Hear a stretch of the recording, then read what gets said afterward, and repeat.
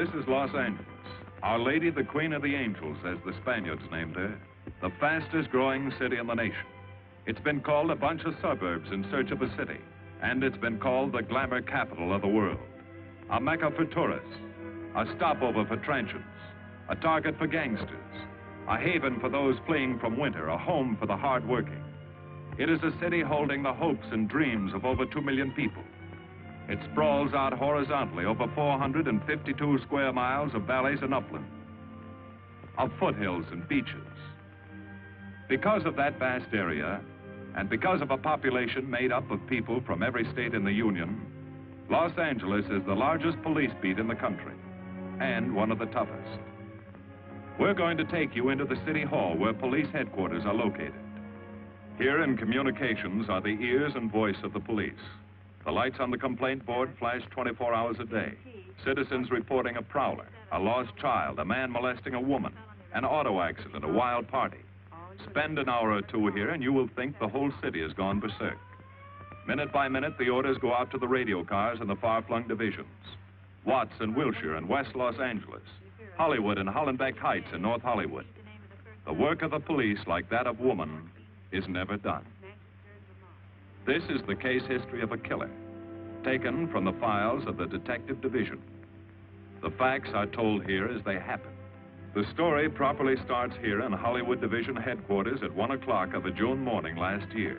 Officer Robert Rollins had finished his tour of duty and signed out. It had been a tough day. He'd be glad to get home. His wife would be waiting up for him as she always did.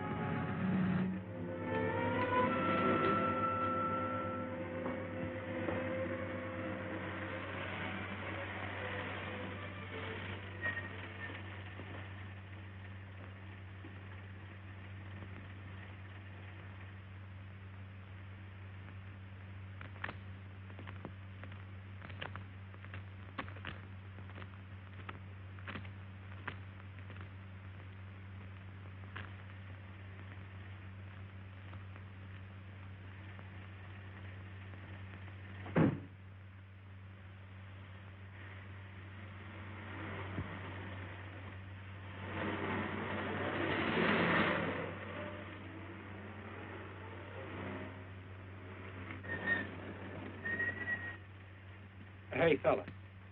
Come here. What were you doing back at that radio shop? Just looking. I was on my way home. Live around here? Yeah, a couple blocks down. Let me see some identification. Sure. Yeah, I guess I forgot my wallet. Look, lad, I've got to see some identification. How about my Army discharge? I got it right here.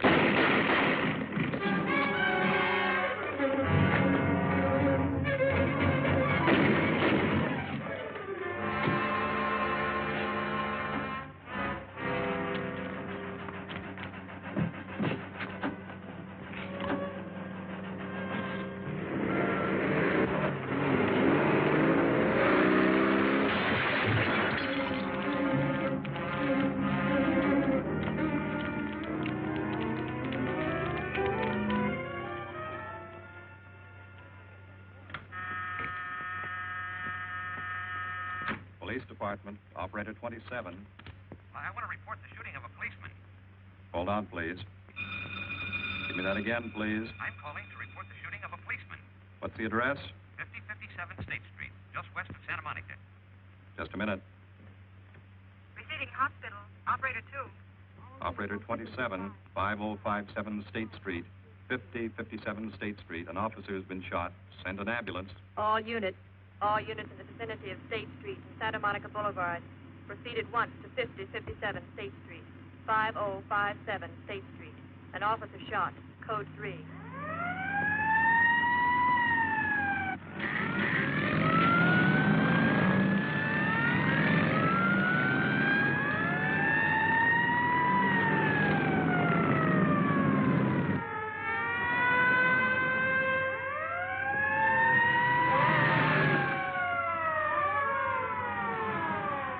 To Control 1. Control 1 to 80K. Go ahead. This is Breen. Instruct homicide to throw out a dragnet and pick up all suspicious characters in the area of the shooting. Also notify Sergeants Marty Brennan and Chuck Jones to report to me at the scene of the crime. Control 1 to 80K. Roger.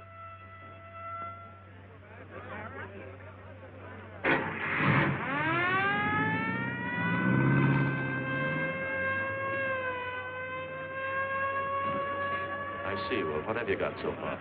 Well, not much, Captain Breen. A couple of cartridge casings. Oh, Marty, Chuck. Hi, Cap. Eyewitnesses? Who was first on the scene, reported it? I was. I live here. I'm a light sleeper, but my hearing is good. And my cat... Did the officer say anything before he collapsed? Yeah, he gave a description of the fella. On the shooting of the officer. Suspect is a white male American. Age 26 or 7. 5 feet 10 or 11. 155 to 165 pounds. Brown hair. Regular features. Pencil mustache. Repeat broadcast. All units.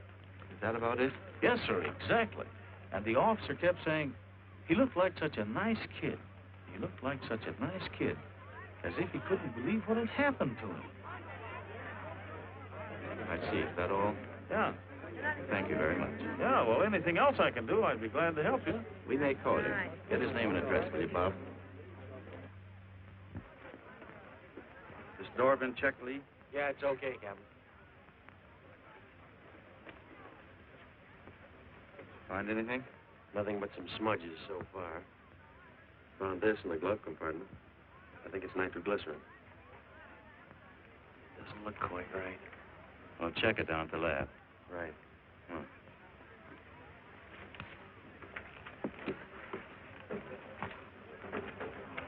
Open this up, Joe. No key, Captain. I'll try it open. Give me that bar, Frank.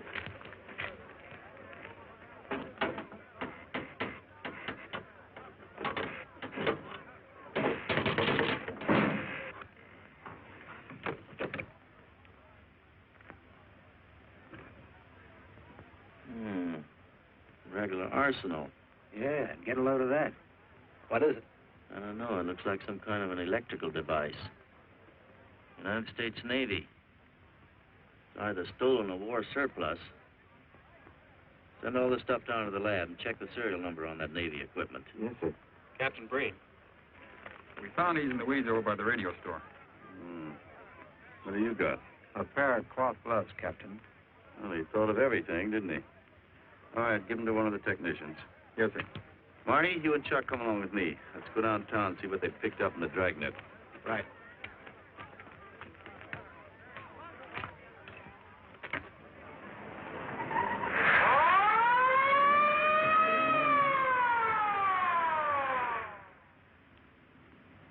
You know him, Marty? Yeah. I know his wife, too. Ever since high school.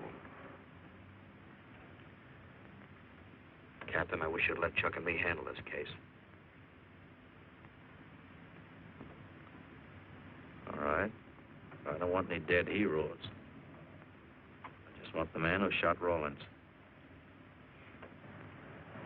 The suspects began to arrive at headquarters in droves. The police tossed every motel and hotel and many private homes in a 4-square-mile area around the scene of the shooting. Every available radio car and patrolman and detective was out on the dragnet. The strings were being drawn tighter and tighter. Many a man returning from a date or a late party or a poker game surprisingly found himself in a squad car, its siren screaming as it brought him to the detective bureau. The dragnet gathered in some strange fish, and many ordinary ones. All the rest of that night, the detectives probed, needled, questioned, quizzed. Everything was checked. Fingerprints, names, addresses, stories. Every fish in the net was examined. Most of them thrown back into the sea, not worth keeping. Except a few parole violators and slightly shady characters whose stories needed a lot of verifying. I wasn't prowling no cards. Just taking a walk, you know, getting in condition. You were running when the radio car picked you up.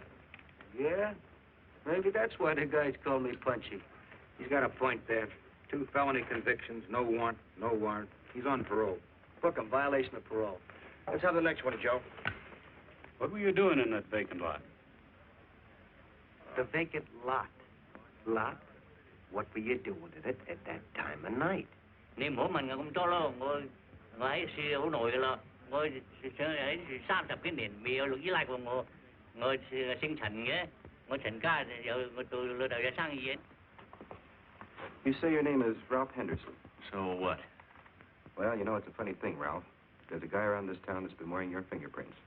Only his name is Pete Hannon. Okay. So I'm dead. So what's one more confession in my life? Now you're talking, Hannon. Okay, Andy. Oh, Harry. What have we got here? Oh, some robbery suspects. Candidates for San Quentin. Handsome here is the big shot. He runs the outfit. Have a gander at his record. Car theft, escape from reform school, robbery, assault with a deadly weapon. Not bad. Look at the heater we found on him. German Luger, fully loaded. Redhead here tried to carve up one of the arresting officers with this pretty toy. Nice boys. By dawn, many minor wrongdoings had been uncovered, and a few incipient felonies. The checking of the suspects had been thorough, painstaking, and tedious. But all the work was for nothing.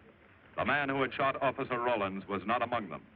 He remained no more than a description, a shadow of a man, mysterious, elusive, deadly, hidden away somewhere in the vast city. As for Rollins himself, he couldn't help. He was in a coma at receiving hospital. Mrs. Rollins waited out the long, tense hours while her husband fought to live. Many another officer's wife had so waited. Many another will. The word came shortly after sunup.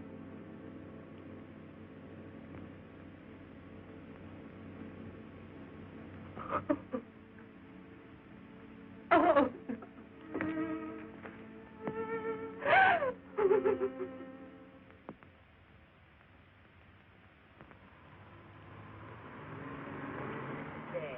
A white male American, 26 or 7, 5 feet 10 or 11, 155 to 165 pounds, brown hair, regular features, pencil mustache. This was no frightened fugitive. What went on in his mind?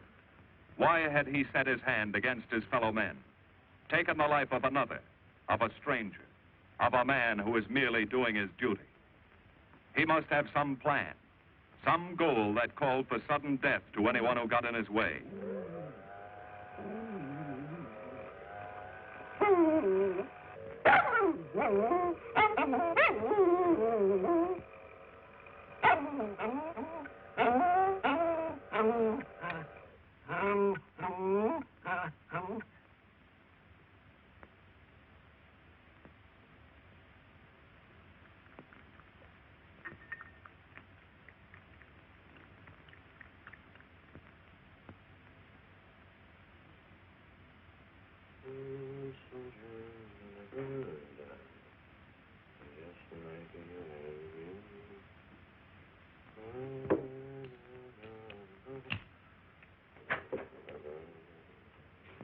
Good morning, boys. Morning, Lee. Hi, Professor. Oh, I thought this was safe-cracker soup. You gonna drink it, I hope? I'm really a nice guy. Stick around. I'll prove it. Come over here.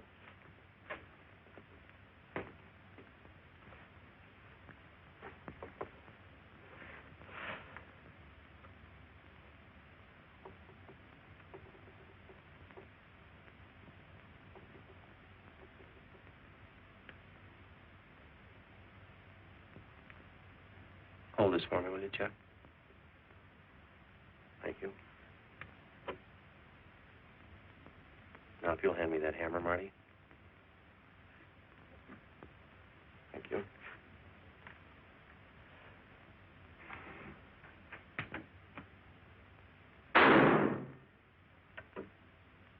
Yeah. Nitroglycerin. I didn't ask for a collection of fingers, just fingerprints. All those nice fingerprints on the car belong to the man it was stolen from, Cap. Nothing on the guns or picklocks? Not even an interesting smudge. The gloves? Common type, worn by undertakers. I'll check on them. They won't show anything. What did your scientific test show? A couple of little things. Tool identification on these picklocks. I got one under the scope. You want to take a look? Yeah.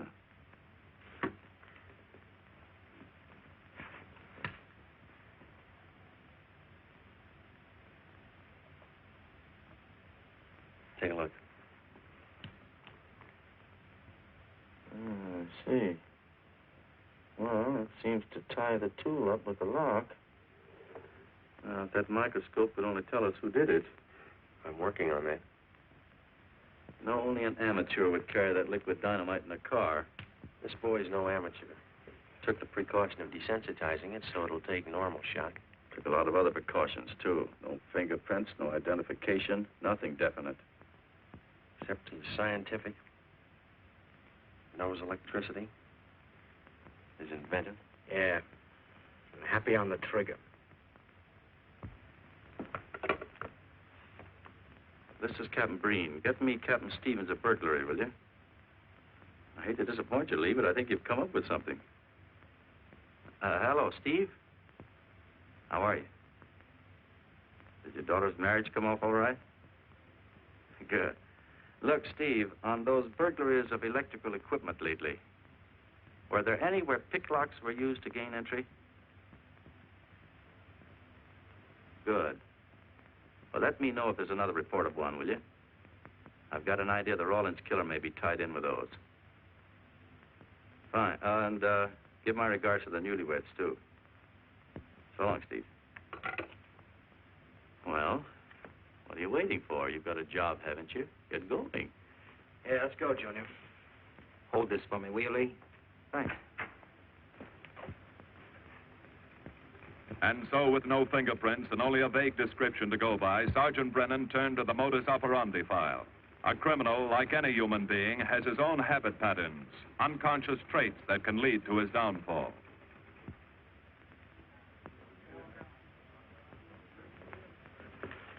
Well, there you are, Junior. List of burglars who use picklocks for entry. Oh, great. This narrows it down to just a couple of hundred suspects in this area. Give me a match, will you? That may not be so bad. This guy's improved on the system. Maybe he's left his trademark on some other job. Well, here we go, legging it all over town, asking a million questions. What you paid for, isn't it? Am I paid to associate with you, too, Junior? You could do worse. Not this year. Come on.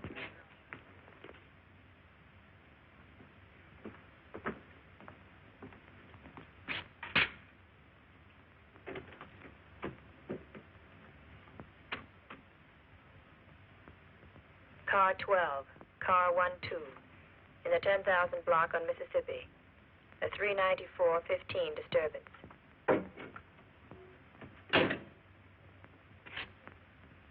Car 80K, code 1.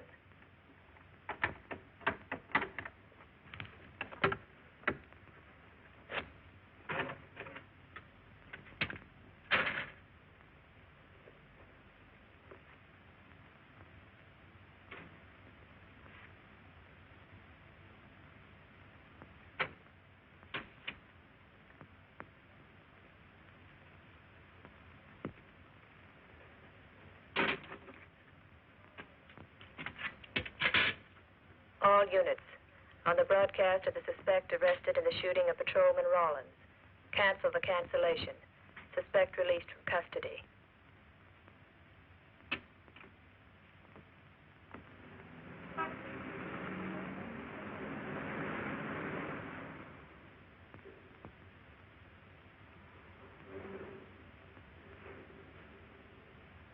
Oh, hello, Mr. Martin. You find Mr. Reeves in the machine shop.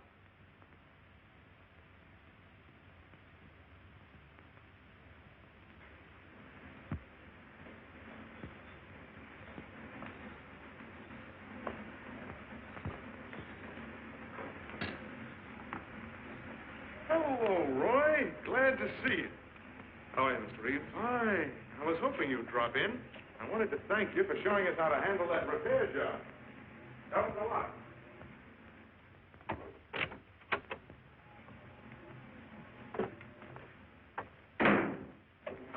Oh, what have we got this time?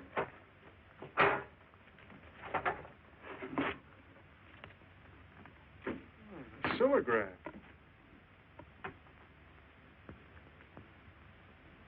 Well, there are plenty of these around, Roy. Not like this one. Yes, I see.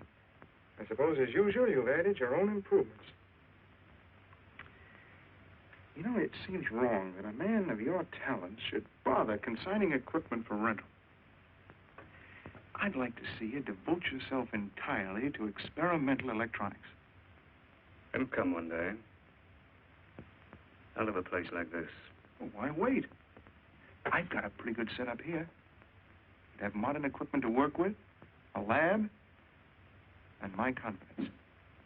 Thanks, Mr. Reeves. I have other plans. But, Roy, you can't tell where it'll lead. Might even work your way around to a percentage of the business. I like it this way. You just rent out my equipment. All right. All right. But if you should change your mind. I'm not likely to change my mind.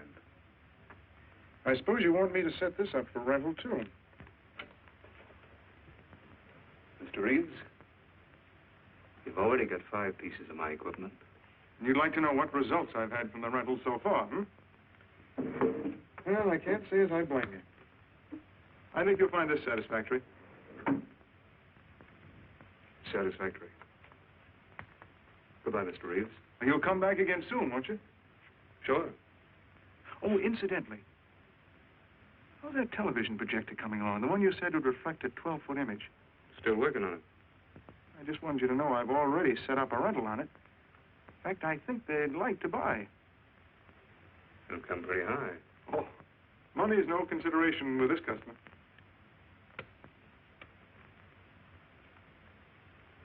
Tell him he can pick it up tomorrow. I thought you said it wasn't finished yet. It'll be finished.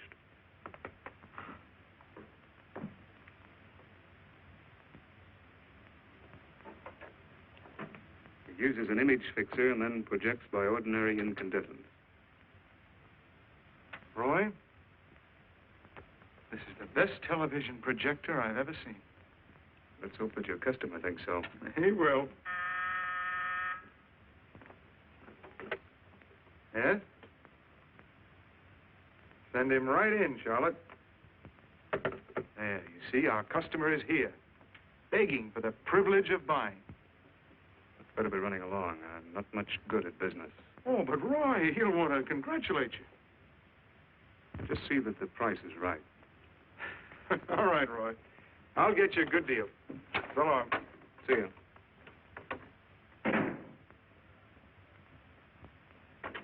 Well, Mr. Dunning, come in. Isn't it a beauty?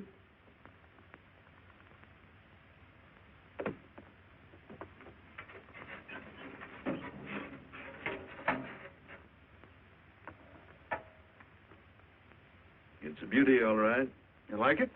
I certainly do like it. You see, it's mine. What do you mean? Let me have the police.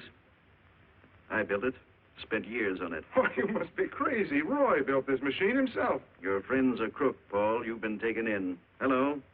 Give me the burglary detail. Dear Jim, regarding your inquiry on a .38 caliber Smith & Wesson revolver, oh, come in, boys. Burglary detail just sent this report through. It's a man named Dunning reports tracing a stolen television projector to the Reeves Electronics Lab. Think it's a tie with the Rawlins case? Well, take a look at this fellow Reeves and see what gives. I'll notify burglary we're following up on it. Right. Come on, Junior. What else did he place with you for rental? Oh, a number of things. All war surplus that he bought on his veteran's rating. Oh, is this more of his equipment? Yes. Yes, he left it here on consignment. I'm sure that Roy can explain everything. Well, maybe he can, Mr. Reeves, if you'll tell us where he lives. But I don't know. Mr. Martin's on the phone, sir. I'd better talk to him. I think so, Mr. Reeves. I'll take it in the superintendent's office.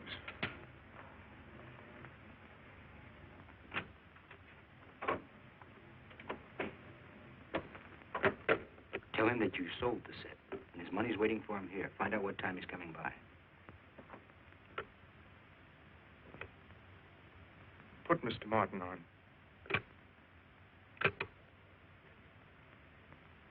Hello, Roy? Yes, I've sold it. Your money is waiting here for you. Yes, I'll be working late tonight. What time will you be by? First thing in the morning. Well, maybe you better come in tonight, Roy. A couple of things I want cleared up. Like what? Oh, technical things. Besides, I don't like to leave the money in the plant overnight. How about 8:30? Fine. I'll see you then. I'll leave the front door unlocked.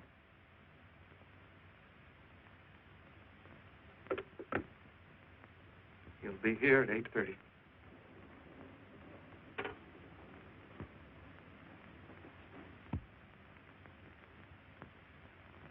Well, I'll just run along home and get some dinner.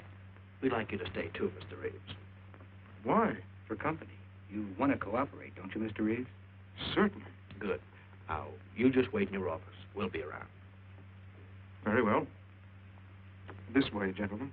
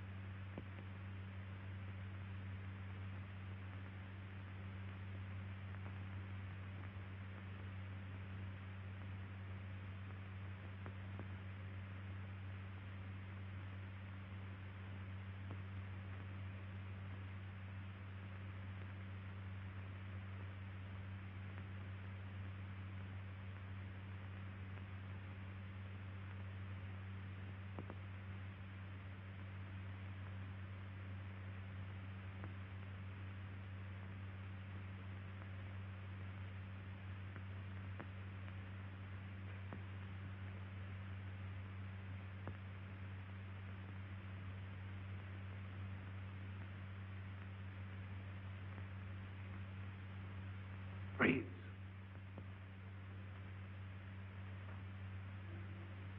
That you, Roy?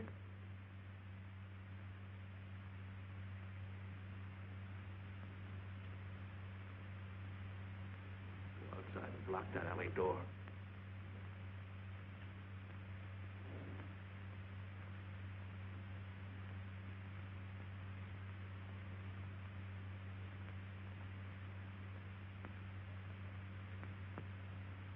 Where are you, Roy?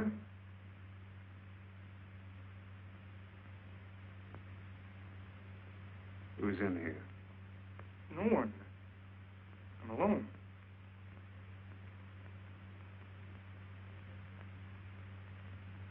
Come on in. I've got your money for you. Bring it out here. All right. Just a minute.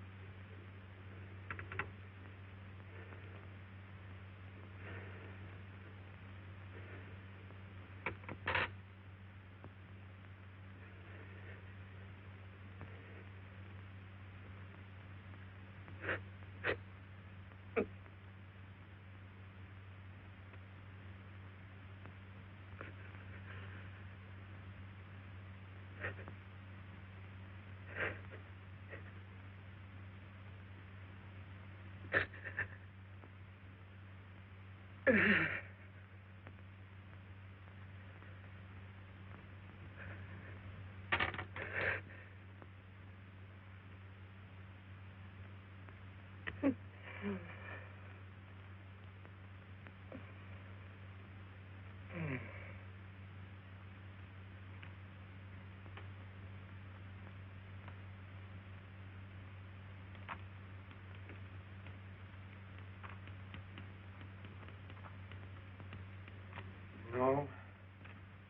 None of them even looks like Roy Martin.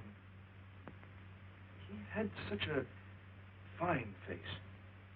Didn't keep you from carrying a gun. Or didn't you know that? No, I didn't. I told you all I know, all he ever told me.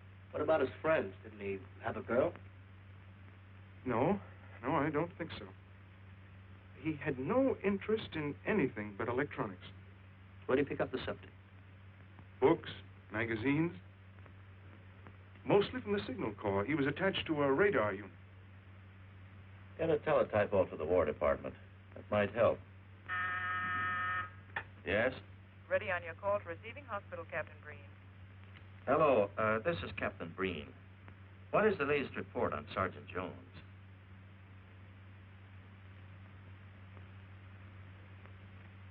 I see. Well, let me know if there's any change, will you? Thanks. Chuck's in pretty bad shape, Marty. He's paralyzed. May never walk again.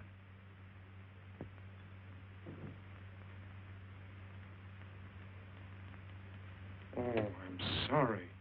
It's funny that Martin showed up at 7 when he told you he wouldn't be there till 8:30. I don't know why. Except he was always unpredictable. I'll tell you why. Because you warned him. That's why he came early. That's why he came in the back way. But you heard me tell him the front door would be open. And the key didn't let him in the back way? He must have had one made. Why don't you tell us the truth? Marty!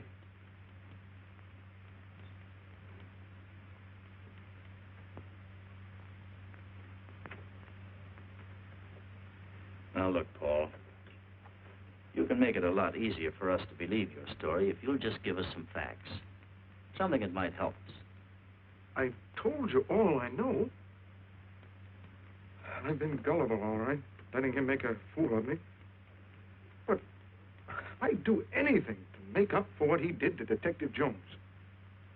Sure you will. You can go now. Oh, thanks. Thanks. My friend, they can vouch for my character. That's good. We'll call you if we need you. Thank you very much. I think he's telling the truth, Marty. I think he's just gullible, like he said. What about the stolen stuff he was trying to peddle for Martin? We'll use it for bait. Maybe Martin will come back for it. Then we can ask him. Here.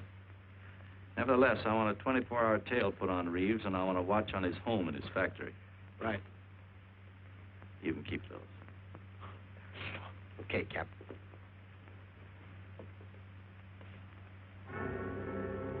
And now the killer changed his tactics, his modus operandi. It would baffle the police. They always expected burglars to remain burglars, not go in for stick-ups. They'd never tie this up with him. So wearing a variety of disguises, coming and going like a shadow, ready to kill if cornered, he struck the bottle stores in a one-man blitz that had the robbery detail dizzy.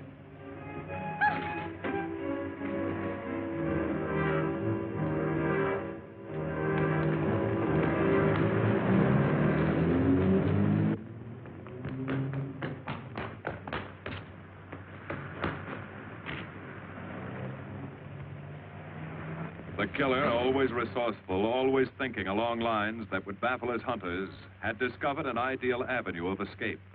Under Los Angeles is a vast and intricate system of huge storm drains built to siphon off the flash floods of the rainy season. Many of the tunnels are large enough for 2 cars to drive abreast.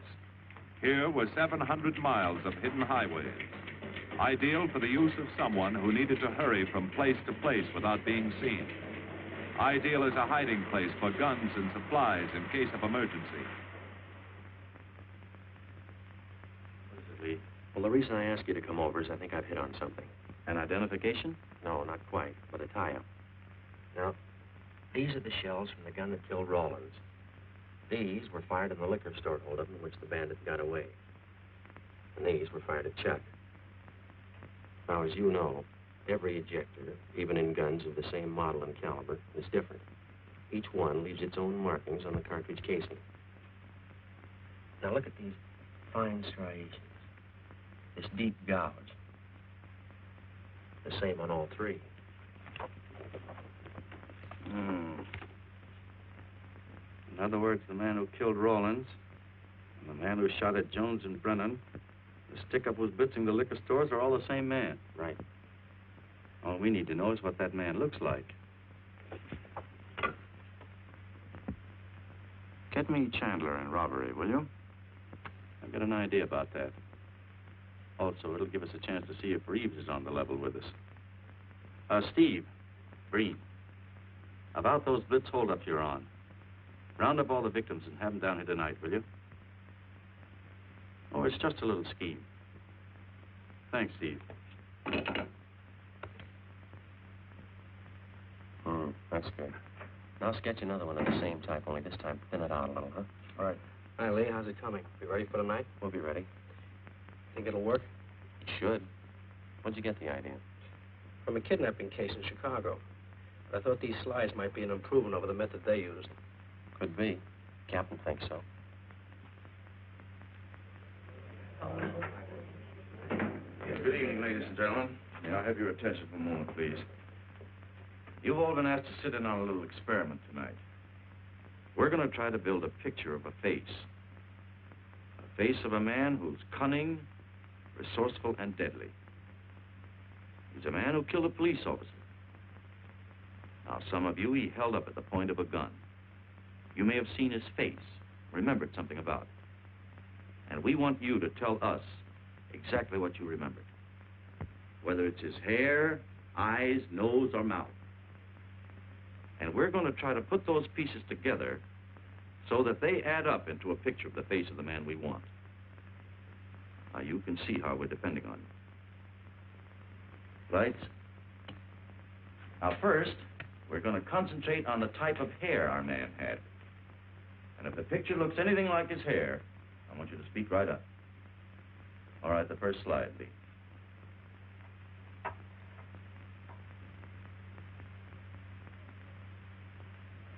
His hair had waves in it, well-groomed. That's the idea, Miss Smith.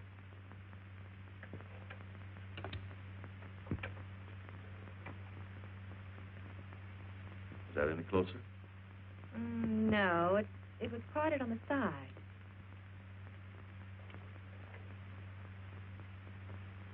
Oh, that's more like it, except it was thicker.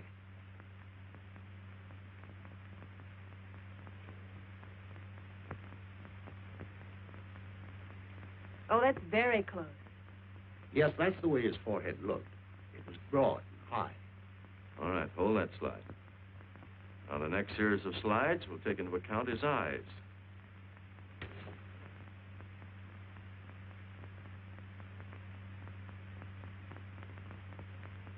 Oh, 1 minute, please. Wait, 1 minute.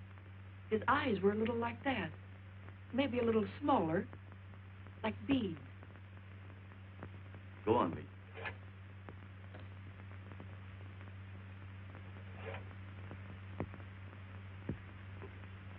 Now you've got it. Now hold that slide, Lee. Anyone else? That looks like him, only a little madder. He had a patch over one eye when he come into my place of business. I remember noticing that the one showing was blue. Well, the guy that stuck me up had on horn-rimmed glasses. He was wearing a Band-Aid across his nose when he knocked me over. Uh-huh. All right, hold that, Lee. Well, so much for the eyes. Go ahead.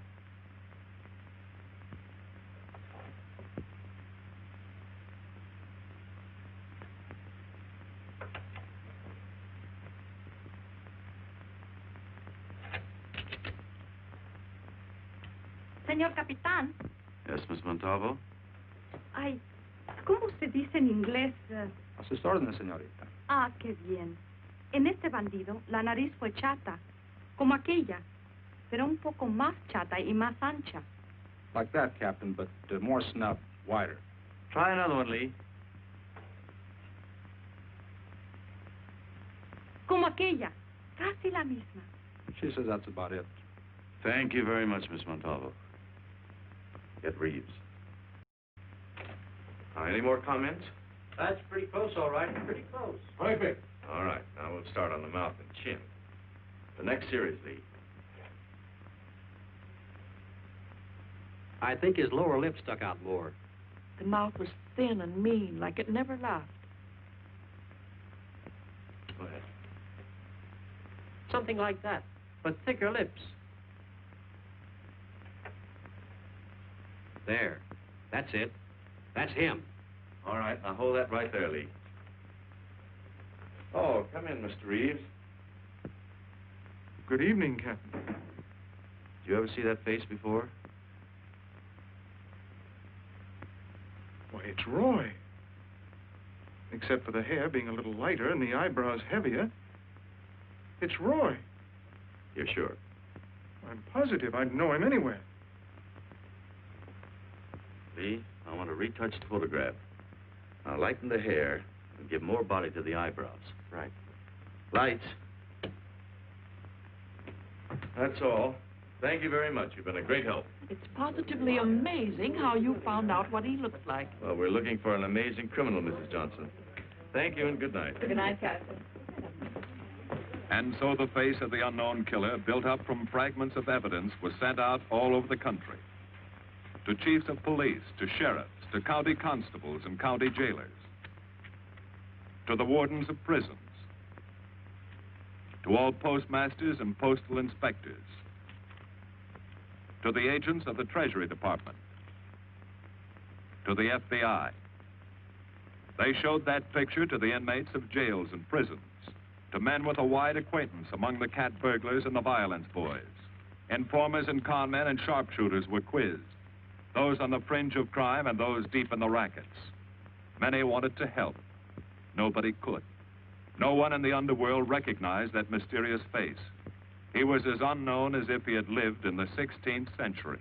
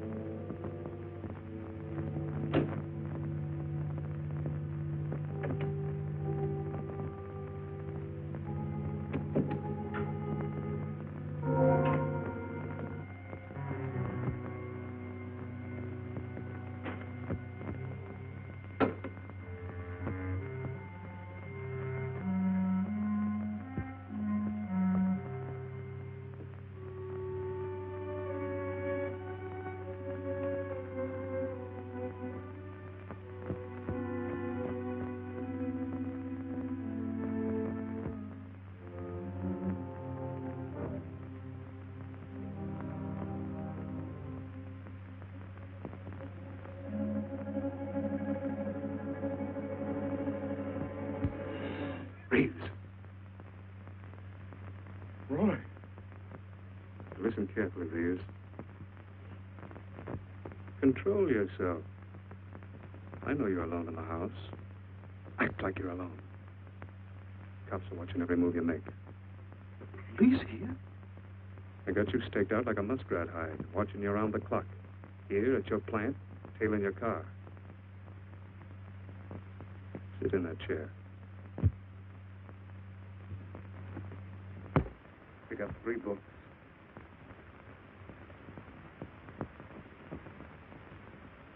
Don't look up and don't answer me. All right. So glance at the book.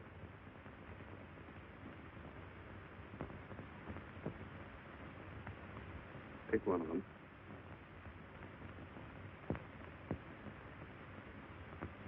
Okay. Now, that's the book you want to read before you go to bed. Now, Get up and turn off the lamp.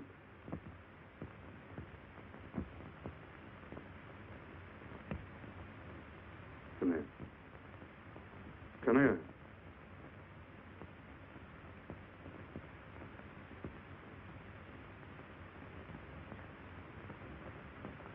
Go in the den.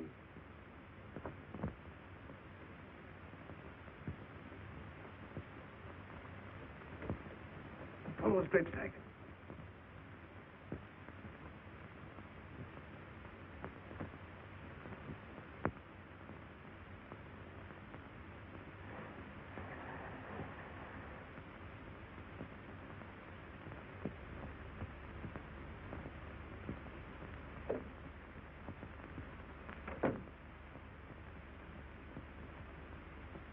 Get away from him.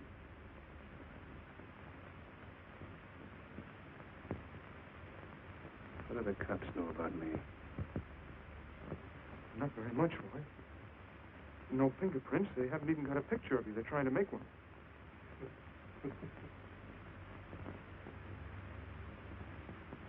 How much cash you got in the house? None. I never keep any cash in the house. It isn't good business. Suppose you think it was good business, letting me walk into that trap. No, I know. Don't do anything you'll regret. Now listen to me. It isn't too late. Give yourself up. Come to your senses before you kill someone else.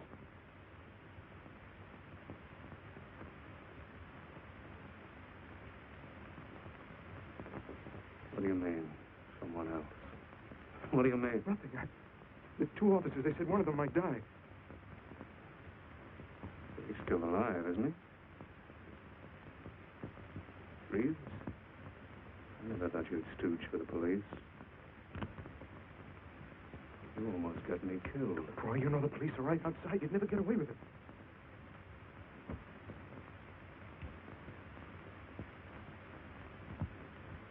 That's right. Now you're being sensible.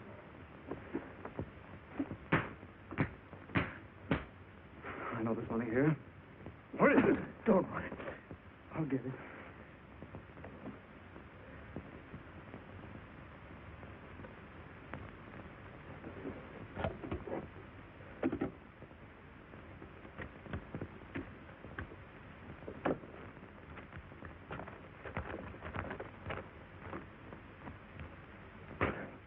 It's not enough.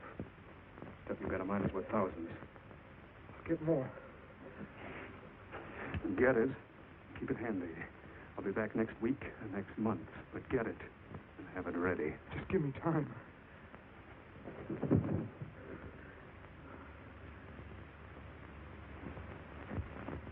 Oh! Look, I don't want policemen outside my house following me around. That's what made Roy suspicious. I'm leaving in the morning. I'm afraid I'll have to disappoint you, Paul. Unfortunately, you're our bait. I won't do it. I've done enough.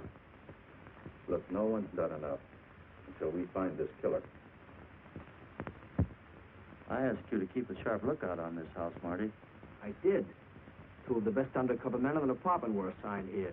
I didn't keep Martin from getting in. What's the matter? You tired?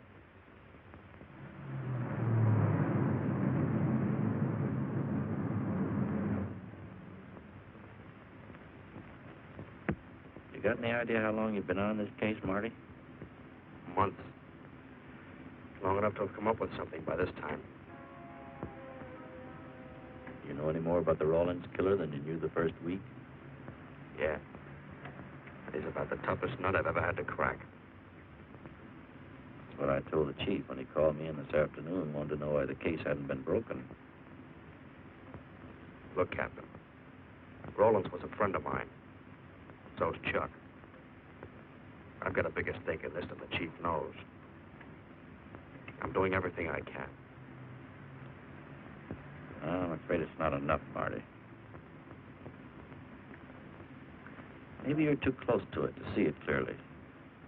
Maybe it needs a fresh team, a new viewpoint. I think you better take a couple of weeks off, Marty. Starting tomorrow. Anything you say, Captain.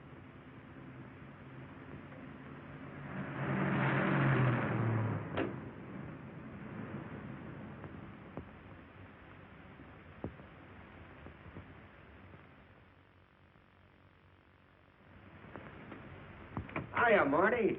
Hi, Chuck. Meet Miss Scanlon, my new bodyguard. He's the one I've been telling you about. Oh, you mean the one with the steel trap brain? How do you do? Hello.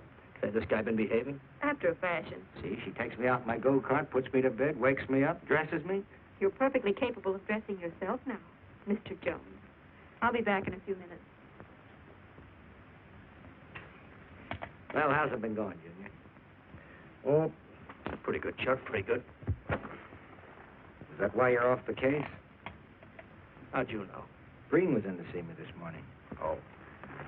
Suppose he also told you they put a new team on the case. He told me everything. Yeah. Let's see what his new boys dig up. Well, maybe they'll examine the facts of the case a little more carefully. What facts? That our man's sharp, that he's intelligent and works alone, that he has no record, never leaves a fingerprint and knows every move we make. Sure, plenty of facts, only they add up to nothing. Sure, forget it. You got yourself a 10-day vacation. Go on down to the beach, get a suntan. By the time you get back, the case will be broken. Isn't that what you want? You know better than that. All I know is what I hear. You sit there batting your gums about how the old man let you down. Maybe he's trying to wake you up. He's got a funny way of showing it. There you go, flying off the handle. Always taking things for granted. I wish I could get up and boot some sense into you. He knew what this case meant to me. He still does. That's why he's trying to get you mad enough to do something about it. You don't really figure that's his idea, do you? I know it is. Ah, it's a tough case, Chuck. Not an angle, nothing to go on. You'd know what I meant if you were out working with me. I have been working with you. That's all I've had to do lately, just sit around studying what little facts we have, trying to figure out who he might be. You know the kind of a guy we're up against, then. I tell you, Chuck, this guy's a genius the way he operates.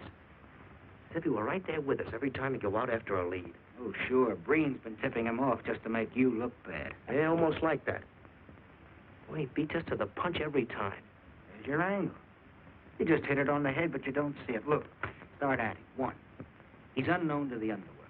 2, he beats you to the punch, right? And 3, it's almost as if he were with you. Isn't that what you said? Yes. We'll tie that up with a lot of other little things, like the fact that he uses a police gun and the accuracy of the shooting. Anybody could buy a police gun, and the Army could have taught him how to shoot. Yeah, but who taught him how the police operate? Oh, I know what you're driving at, Chuck. But a cop. Those things happen. Yeah. Now, if I were still in the case, I'd start with our own department first, then Santa Monica, Culver City, Burbank, Pasadena. See you later, Junior. Hey, don't let him out of your sight, beautiful. It's the first time in years he's used his head.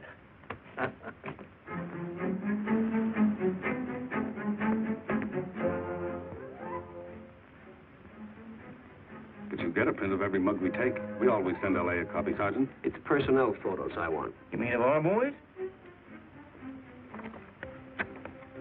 That's Roland's killer, isn't it?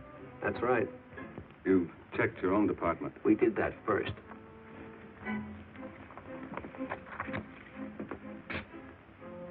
And so the tedious quest went on.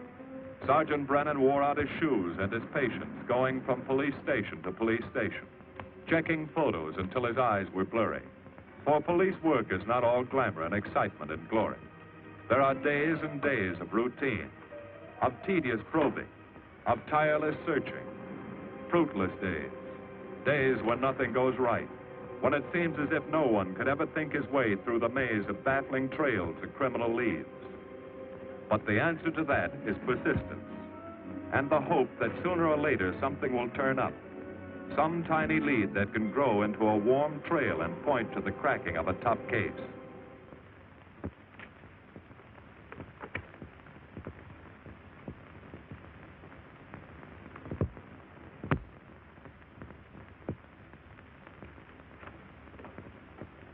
Well, that does it, boys. Can't say I'm sorry you didn't find him in here. I'd hate to think it was a cop. Doesn't seem to be anybody. Just a lot of pieces of a face that never existed. Would you mind if I see that again?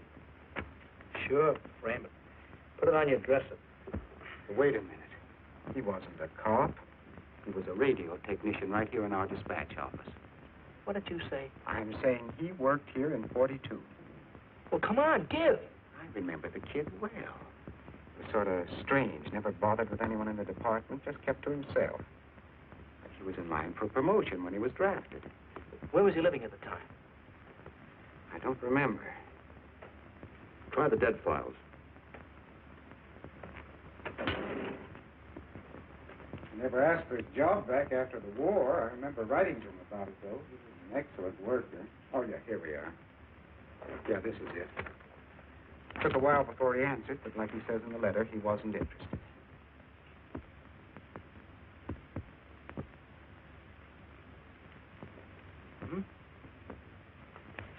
Postmarked Hollywood. No return address. What do you want us to do? All the work? Oh, thanks a lot, Freddie. You remember, he was a civilian employee.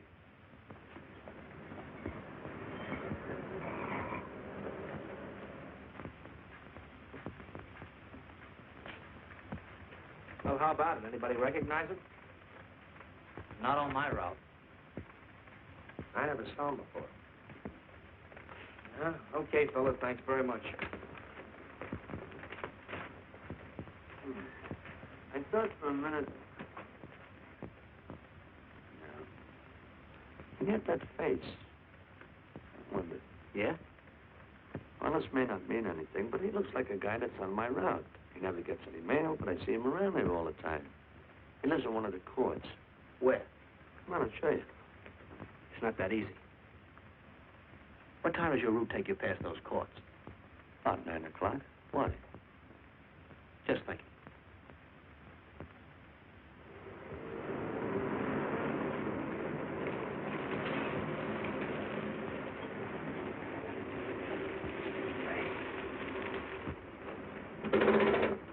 You got any chocolate milk? Sure have, buddy. Yeah. Thanks. What's your pocket? Straight on back. Second in the yell. Number 7. Right. Kind of warm today, huh? Oh, it's not too bad for this time of the year.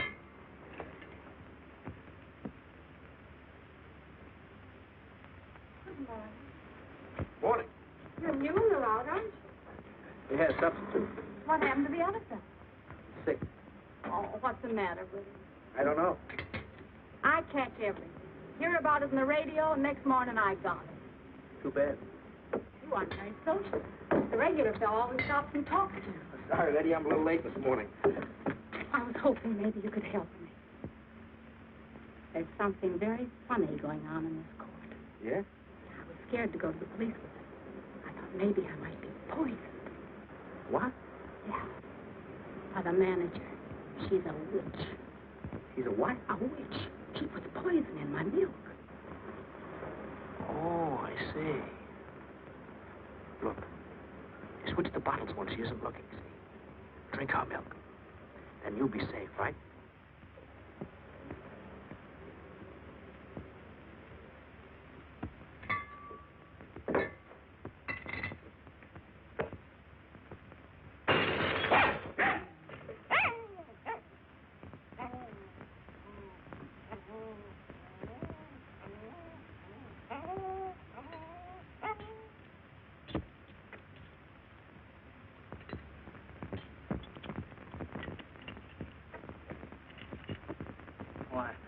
Had a little accident.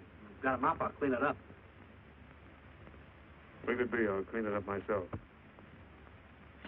Okay, mister.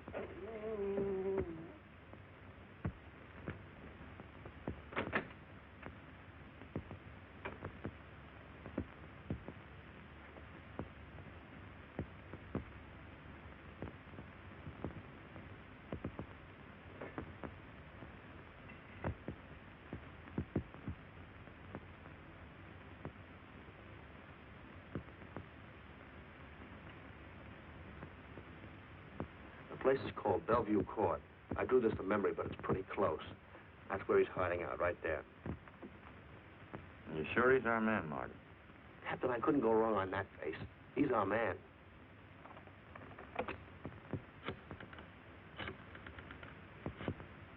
Now, there are 5 cottages in this area, and 2, number 6 and 7, in the L at the end of the row. Our man lives in number 7. This building department plan will show you the whole layout. It's bounded on 3 sides by Fuller, Santa Monica, and Poinsettia. Now, the court is partly surrounded by a high wall. Breen, homicide. Good. You keep your eyes open until we get there. Morgan has just gone into his bungalow alone. Any questions? All right, you all have your instructions. Let's go.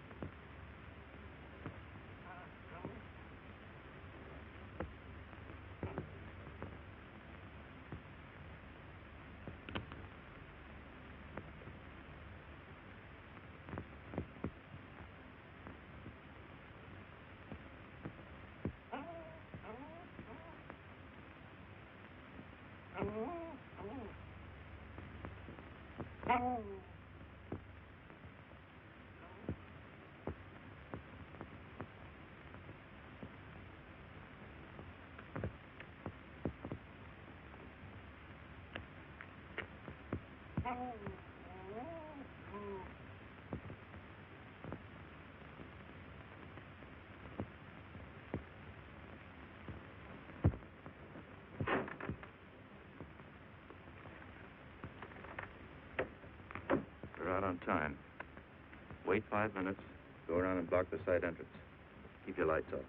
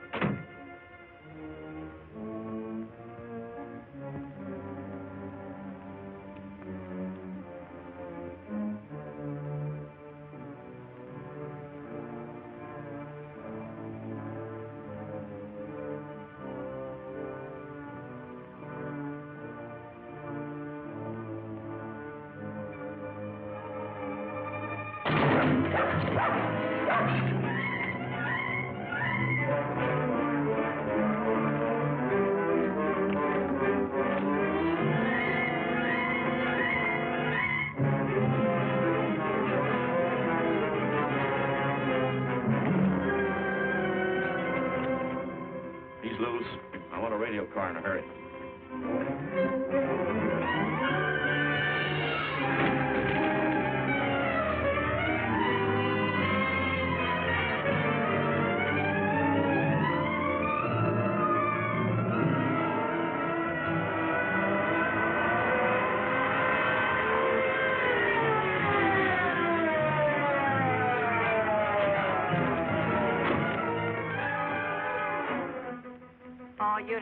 All units in the vicinity of Santa Monica and Fuller.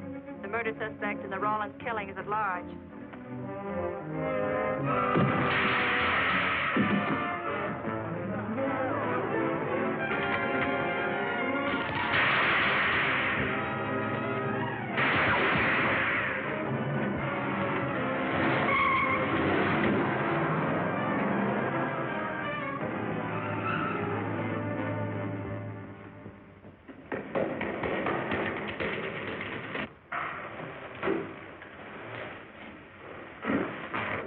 I want a map covering the storm drain system in this area. Get it? Meet me at Venice and Garfield. Jones, Miller, you stay here in case he comes up for air. I want a man at every other drain entrance along this line. Got to come up somewhere. Come on, Marty. You're driving.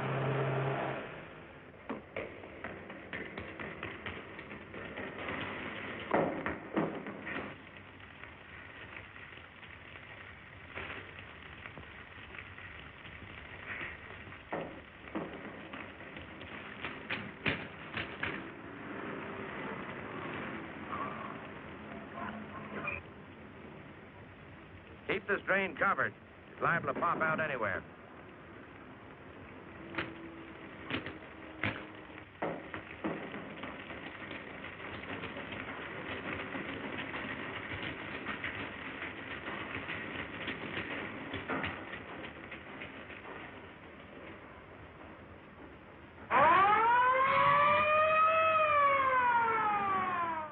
Why Venice and Garfield, Captain? It's the main intersection of the system. We can head him off that way. 80K to Control 1. Clear frequency 7. This is an emergency.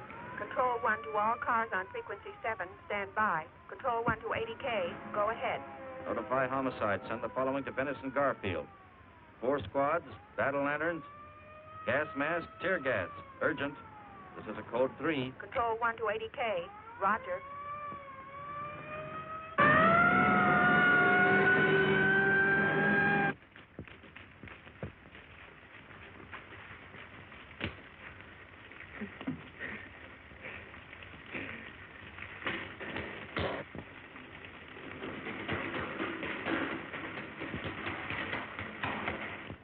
Probably head down this main drain to where it comes out at the Rio Hondo.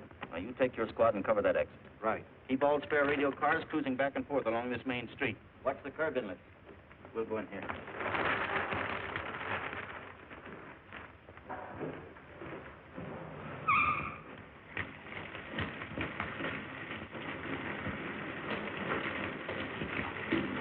Any sign of him? No. And we've searched every foot between here and the Rio Hondo outlet. And he must be up ahead.